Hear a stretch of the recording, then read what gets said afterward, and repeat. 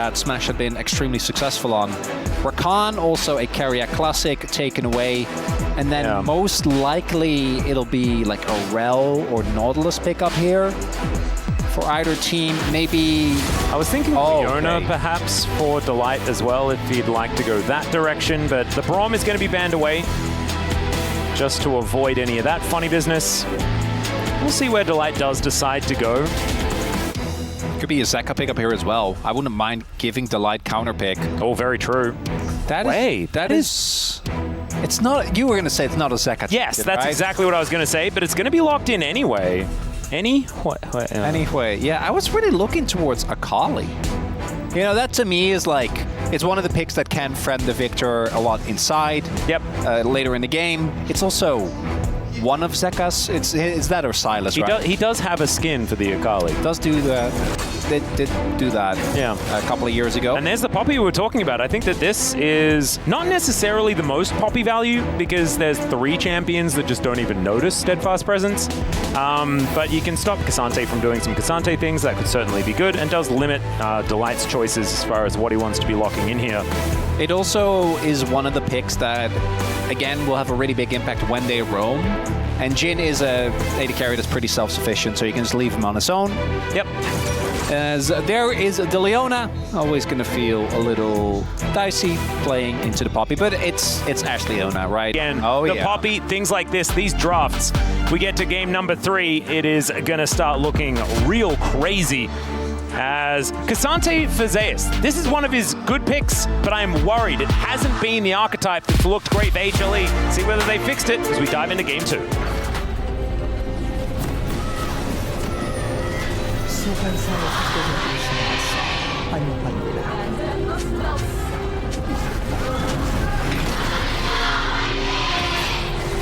All right, looks like the HANWHA esports fans have come alive a little bit here in Lol Park. Maybe they were doubting just a little bit moving into this best of 5, but now they've realized, wait, hang on. This is our team that we were waiting to see all year long. We're good? Yeah. Like, question mark?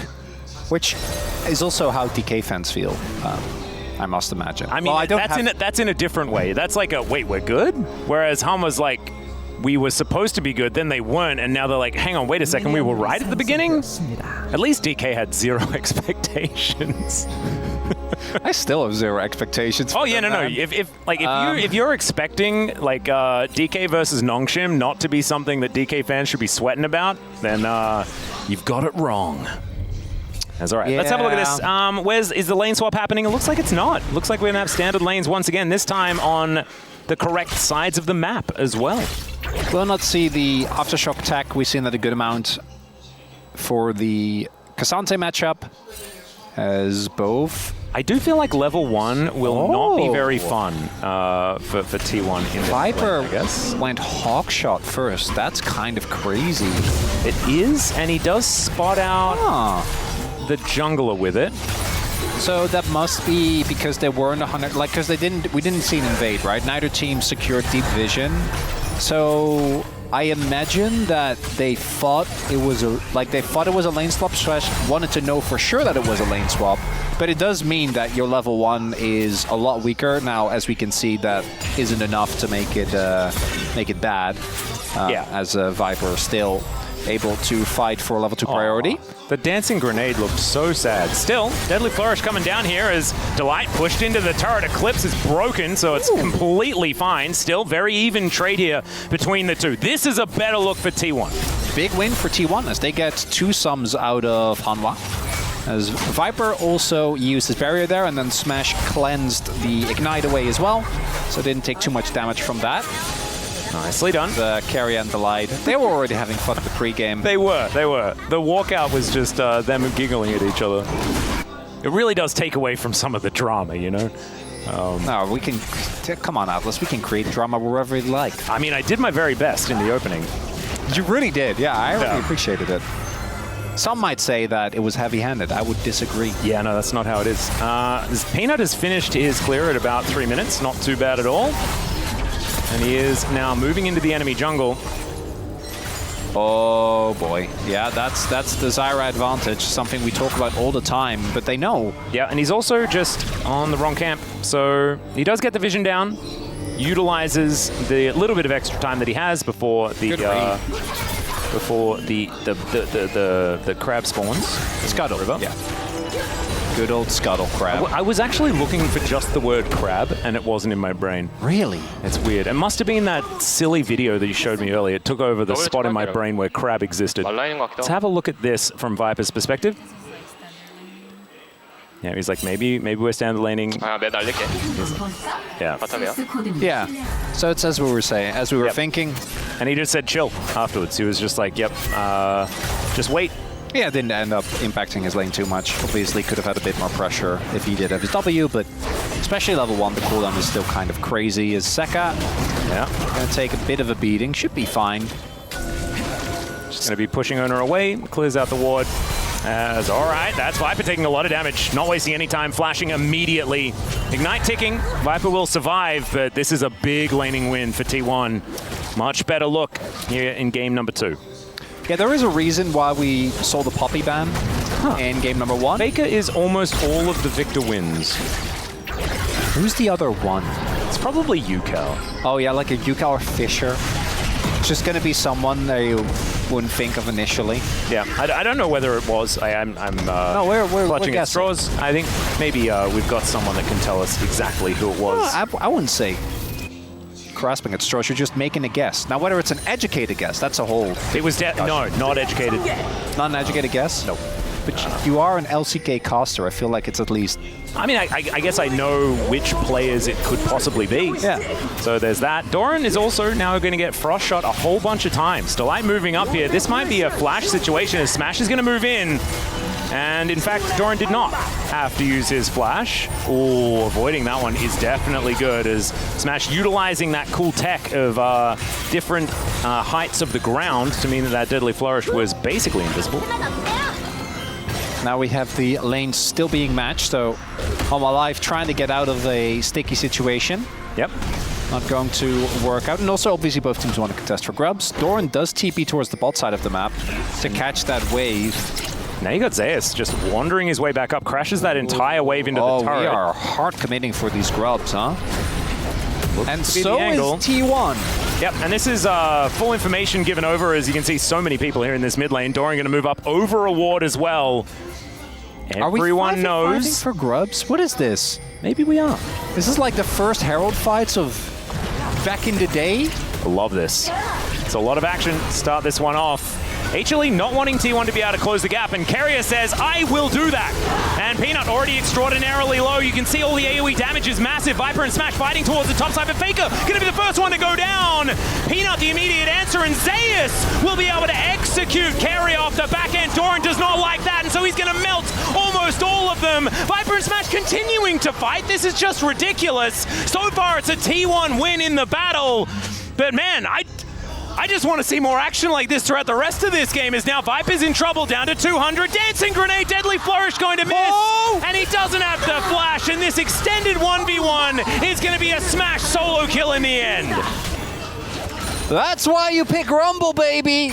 Play for these early fights. I was a bit worried for T1. They didn't have the Wukong out crucially, but neither did Peanut. Didn't have his ult available. Zeka also with a costly miss, I'm pretty sure, of the ultimate. Yeah, didn't see much of the spiraling despair. Yeah, he missed it. A little bit of extra damage, I think, would have gone a long way. So fight starts off, Keria goes in on Peanut, and then this looks okay, but they don't actually kill him immediately. And Zara is one of those champions that, as long as you get the damage off, and there you see it, which means that was actually Zeus pushing him out of it. Yeah, it would take as a result, it takes a lot longer for them to actually kill Faker, which kind of snowballs from there. And also, again, want to highlight the damage that Rumble does in these fights. It's crazy. Peanut is also really dead. Very dead, yes. Very. Do we need a replay of how that happened? I don't think so. I think he was just in the enemy jungle, and there was enemy there. Yeah, with Zyra, it is one of those things where if you are in a bad position, there isn't really... There's no outs. And he's also getting out-farmed by a Wukong now. This could not be very much worse. Yeah, dying twice will do that. Well, we are going to see it. Okay, just getting some vision, and now getting some damage. Huh. Did half the health bar there of Oner. I'm trying to look like Oner's bot side camps were up, and maybe they were making the read that they were playing for Dragon. Because this was after, you know, the Grub's fight had concluded. Peanut was already back towards top side of the map. That's a pretty costly mistake, though. Yeah, Zeka is just taking a whole lot of Chaos Storm damage. Does have his ultimate back up again in a couple of seconds' time, so there we go. But Faker is really starting to dominate this one. You can see in that last fight, Zeka actually did manage to get a kill, and he's doing just fine, but Faker with those 3 assists, and just with how he's able to now play out the lanes with the extra prior that he does have, certainly working out for him as Peanut spots that ward going down. I think knows that he's not going to have access to this blue buff unless... See whether Zeus can actually help this one out. Blast Cone is going to come on through. Can Peanut find the grasping roots? The answer is no. Yeah, he already used it, so not going to be able... It's also... Oner still at his W, so I think never a really big chance as Peanut now looking for the invade. This is the type of plays where if it works, it's great, but if it doesn't, you're just kind of wasting time. His camps aren't up, so he's not... He also just learned that Doran was roaming up as well, so knew that the catch was not going to be for the enemy team. It's probably going to be for them. Unfortunately for HANWHA, the team fights do not get better anytime soon, which is really, I think, a core issue. And what makes this T1 team comp so dangerous is that T1 can basically start a fight at will because of the fact that they have the Wukong available. And we saw that Keria was the one that set up that one. And whoever gets slammed or knocked up and Doran ulted will probably die. And if that isn't enough, we have Smash, who's also a fat Jhin that's going to be very easily able to support from a distance, either with ult or just with his W. He has a level lead. Yeah, 2 level leads. Yeah, and it's like a level and a half. You know, Viper is going to hit 7 off of this wave, but things are looking rough for HANWHA Life, and it's going to have to be some great team fighting because their comp is also very, like, they're going to be relying on actually absorbing the blow. And in that game, they weren't able to. Or pick off people with Ash Arrow and the follow-up CC that they do have. If someone is out of position and gets hit by any point of CC, they will die. Yeah. Right? With Leona and Ash to follow up, and then you have Zeka and Peanut who can, from a distance, just throw down a ton of AP damage. But the fact that Viper is behind this comp is also a big deal, because that is your only source of AD. It is an Ash playing into Wukong and Rumble, and he's behind. Yeah. He's not going to be having a great time. No, not really. Well, maybe eventually he will. I'm still having that clip, you know, from summer finals where Viper did the thing against Ace and Co. That was cool. That was also, what, like 40 minutes in the game? Wasn't too bad. This is Zeus just being barbecued here towards the bottom side. T1 now looking for some more grubs. It's going to be 4 now picked up. Delight wanting to try and contest the river here, but it's so difficult. Yeah, Grasping Roots comes down. There's the Stranglethorns as well, as Oner is getting taken down exceptionally low. The Ignite ticks and takes the jungler away. Now Peanut just trying to set up some of these plants to push T1 out of here. A good little fight here for HLE as Faker explodes! Okay, Zeka, I'll be right back. I'm just gonna kill Faker real quick underneath this turret. That did way more damage than I was expecting. Yeah, well, it caught Faker off guard. He had flash. Like 100%, if he thought that would have killed him, I imagine he would flash as HANWHA Life. He'd also almost walked out of it as well. It was almost just, he was going to be okay. That's all right. Those 2 kills are a big deal. As we'll see, Peanut is still getting zoned away from this and probably won't be able... He didn't get a single grub out of it as well, and he really wants to deny the 6 grubs, but I don't think he gets to as the rest of his team has to back. I mean, grubs were nerfed, so it should be fine, right? We saw 6 grubs, though, in the last game, and it was still doing a fair bit of work. Take another look here, as Delight does get CC'd, but this is it's the classic engaging on the tank support with Aftershock and the W. Eclipse, Delight actually can take a ton of damage, and then Zyra does do her job, able to land everything. As we take another look here, so Faker has gone for Airy, which obviously really good, very impressive early in lane, but not quite as strong as these long extended trades. And then here, just completely caught off guard. And wow. I'm not gonna lie, I know that it's one of those skill shots that does an insane amount of damage if you're just by your lonesome, but I was not expecting I was it to not do quite expecting that much amount damage. of damage. No, me neither. And neither was Faker. Ended up dying, and that is one of the big win conditions for HANWHA Live. Getting to like noticed Keria there. Yeah, I don't know. Just kept walking towards the brush. Still going to be okay, as now Viper looking to try and protect this outer turret. Smash wanting to grab himself another plate. And with the Grubs, might actually be able to do so, as it turns out. Still just a hair's breadth away. All right, Peanut. I guess Peanut's just going to go for the classic Leandries and Rylai's and just be as annoying as humanly possible. And Peanut also, I mean, has them lined up here. There's the grasping roots. That will connect, but I don't know whether this is going to be enough. Viper having to flash here towards the top side of the map as the arrow connects onto Keria, and the turret is angry! Viper picks up that kill. Somehow Peanut got an assist. I'm not entirely sure how that one worked out, but maybe it's just the Rox Tigers Zyra Ashe combination value there that's giving it to him. As Deadly Flourish going to get blocked there by Delight, once again looking like he wasn't even aware that damage was coming towards him. Faker now looking for some revenge against Zekka as the Chaos Storm flies down. He gets feared though, and there's the Spiraling Despair. Takes the double tap of the damage, and that is going to be an evening out of that particular exchange. Smolty's now on cooldown. They seem to just always be on cooldown here in this mid lane. As now Peanut, he's going to face check and get cycloned immediately. Stranglethorns comes in, finds the grasping roots, and actually wants some more damage. The flash forward, and Oner finds the Q. Zekka, I don't think he's going to be able to kill him on his way out, and Oner just says, yep, see you later. Oh, Peanut, he could have walked out there. I think he tried to set the kill for Zekka, which would have been big, as Keria is everywhere. Yeah, there's the flash out from Zeus.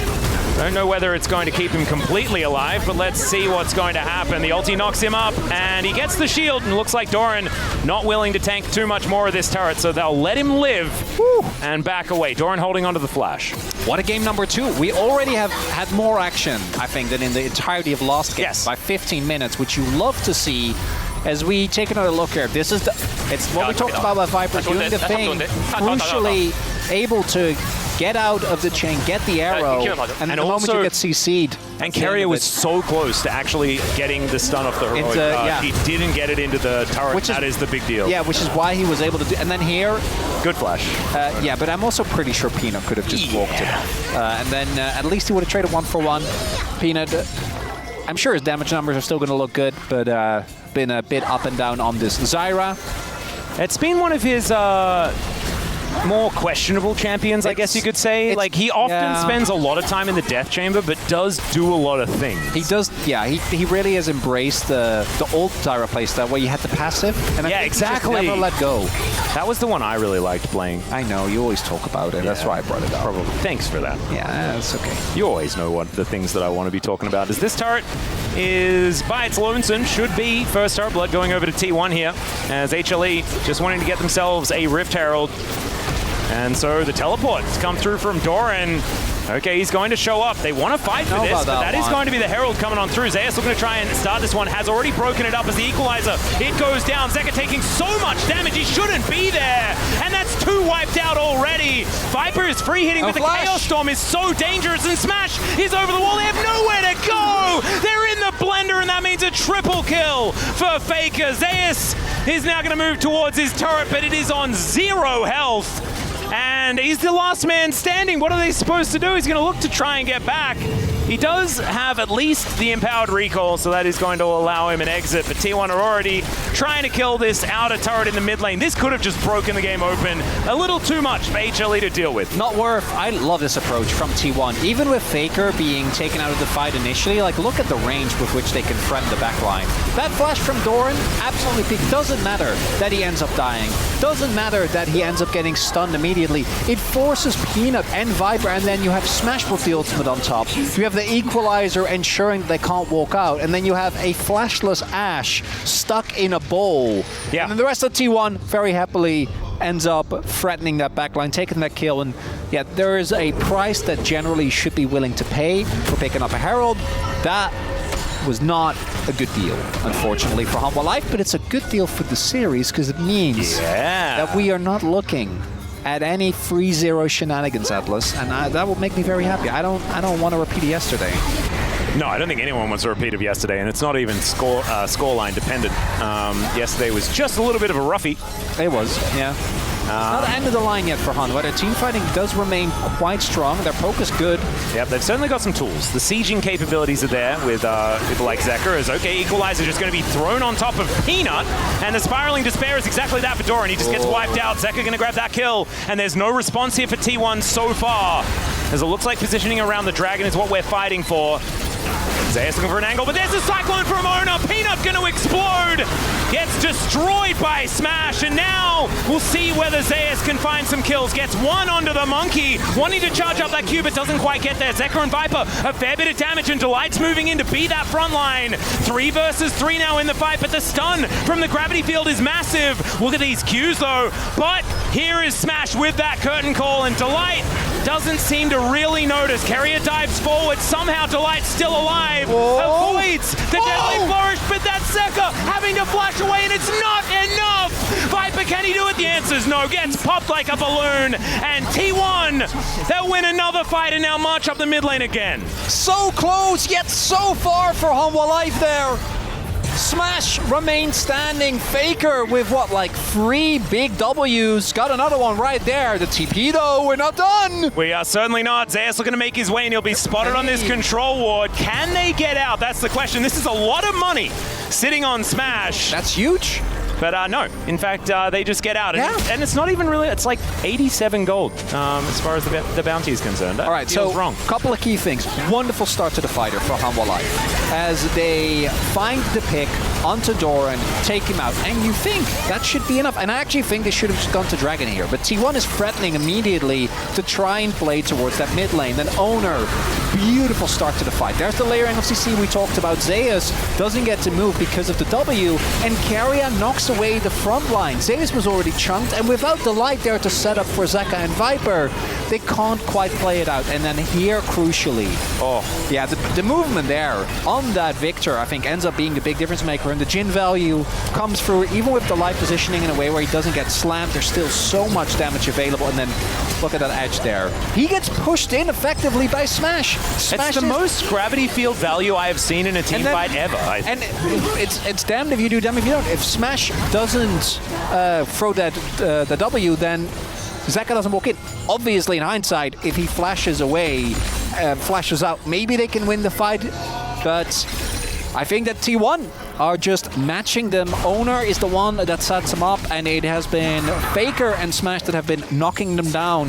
Yeah, Faker looking so good on this Victor. Certainly has been one of his best champs so far this tournament, but man, it just looks so different. I remember, we were like the first few days of the LCK Cup, we saw a lot of people picking Victor, like he was seeming like the cool new thing that a lot of players were going towards. And I wasn't buying it until I saw Faker pick it. And I'm like, now I know. I guess scrims might have looked like this for these other players. And that's why this champion is so popular. Because Faker is going to be, like, the damage charts are already reading definitely a lot as far as what Faker has been able to put in. And that's every single time he plays this champion. It's looking absolutely brilliant. Yeah, it's also remarkable after, well, obviously was a great one, but a very lackluster summer in MSI. As a Delight is, I think, probably in trouble. Depends on Oner. He doesn't want to commit the ult, which I think is fine.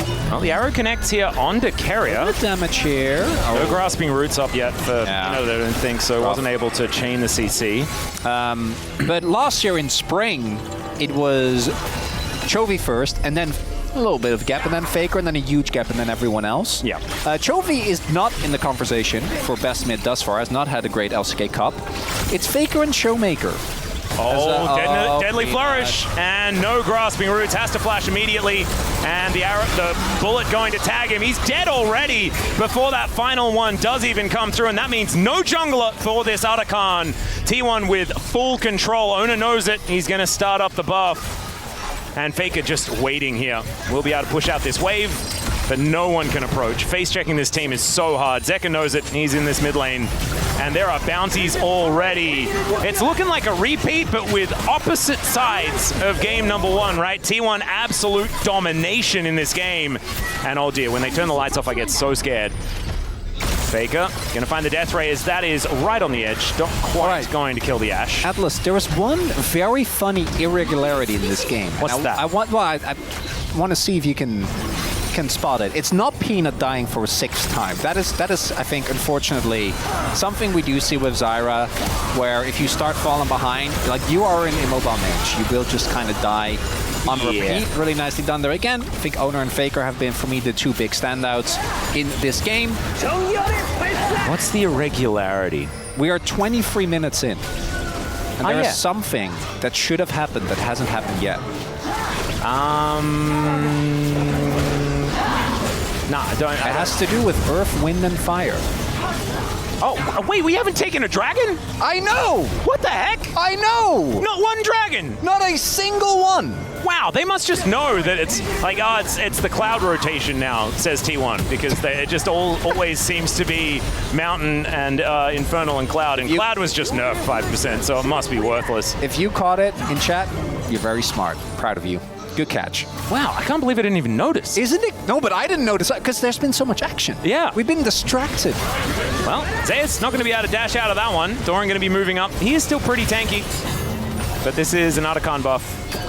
And so HLE, not a lot of options. Peanut standing right next to this control ward that is outside of the brush. It's very, very cute. Arrow going to be sailing towards the top side of the map. Let's see whether it can... No, can't. And they're just going to dive. Doran's the one tanking the turret, so he's likely to die here. Sent back home. We'll see whether Oner is going to be able to pick up a little bit of an exit kill, but they do just take the turret instead. Faker going to get pulled back. I think that this is going to be enough. Yep, that's most of the kitchen sink thrown at him. And so they at least send him back home. This is something that they're capable of doing, though. Peanut rotates up, and he's able to pick that one as finally our first dragon is going to be started right before Baron is spawning. So, you know, HANWHA Live, they can just stall. Soul is literally not... I mean, Elder is... yeah, it's about 25 minutes away. I think we're going to be okay. Oh, well, I mean, I guess we can end with Cloud. But yeah, no, it's Cloud. That's what I said. I mean, it's Cloud Soul. Yeah, so it's Earth, Fire, and Wind. Fire, and Wind. Yeah. It's always just those drakes, though. All right. It's Atlas. Things are not looking good for HANWHA Life, unfortunately. I think the 2 consecutive team fights for T1 were just a little bit too much to bear. Outside of a Hail Mary steal from Peanut, getting themselves... Let's look at that. That's my Doran. Wow. He's just flashing in.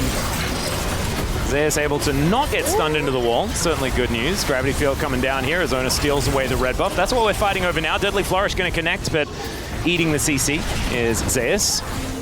And Zeka really needs to land as much of this poke as possible. One of the problems is it's like, I feel like Zeka is so good at knowing how to navigate a team fight, right? Yes. Where it's split-second decision-making as far as like getting your combos down perfectly. He's getting cooldowns and he's threatening in the back. Yeah. This, I feel like he has too much time to think about where he puts stuff, and it doesn't really fit with how Zeka plays the game, which is something we've been talking about forever, right? No, I mean, oh dear. Well, he's not going to be able to see the bad guys, but he's still possibly just dead, as he does eat it with the Seraph Shield, so there you go. Yeah, he's okay. Yeah, it's like if you have a person that does, you know, the Red Bull extreme sports. Yep. Like they dive off of stuff and they do a lot of, and then you like go play this chess match. Like, yeah. What do you mean? It's like, yeah, just do it. You might be really talented, but it doesn't mean you're talented at everything. Yeah, I don't even think Zeka's had a bad game. It's just... No. It just doesn't really fit, you know? Still, he's ahead in farm. There's at least that. Still, there's a lot of very large gold lead. He's down 1.8k gold, Atlas. Look at Delight's lead, though. Look at Delight's lead, man. Yeah. Massive. Yeah, 1.8k isn't as bad as 2.3k, though. Zeus is really, really far behind. And Zeka's only really far behind. Yeah. Yeah, we're talking about a game that's already over, guys. So if you didn't... Again, as long as they don't flip a Baron and lose it, I think T1 have this one in the bag. That's the only... Like, they get the bounty, they get the stall. We have another 10 minutes. What is it? 13 minutes before you need to fight for Soul. Well, Delight is possibly in trouble. As there's another deadly flourish, beautifully placed. The equalizer will mean that Delight is dead. The arrow just sails by, and Faker goes golden to keep himself alive. The all-out, though, is now he has to 1v1 against Zeus. Keeper's Verdict gets rid of the Ash, though, so can't be offering the extra damage, and Zeus has to flash away. In the meantime, there is a battle on the other front, as that is not the correct Wukong. And HLE, there is only one on the floor right now, but T1 keep everyone alive, and that might just mean they can use that man advantage to take this Baron. That's a lot of ultimates used, but it's the same for HANWHA Life, and they have zero vision. We just saw as well the amount of vision that's there for T1 in this top. Look at that. Yeah. Look at that. They're seeing everything. Peanut, though. A man with a dream and a mission. And again, a lot of ults are out. They have good poke. This Baron is so incredibly low. It is going to be secured here by Oner. Deadly Flourish just barely avoided by Viper was nicely done, but his don't have very much damage. And Doran is just flashing in. Peanut in so much trouble, and yeah, between a rock and a hard place doesn't really do it justice. There's two on the floor already. Another beautiful gravity field position there as Zeus is just going to be stunned up and burnt down. Delight goes as well. It's a double for Oner off the back end of that, and with 5 men standing, T1 are going to march down the mid lane, utilize this brand new Baron buff, and send us to a game number 3. T1, after a very lackluster game number 1, strike back with some amazing team fighting. That mid-jungle duo is going to be looked at, but even Doran on the rumble, earning the cryo on that pick. Oh, yeah. Through and through in this one, and Atlas. I know you're normally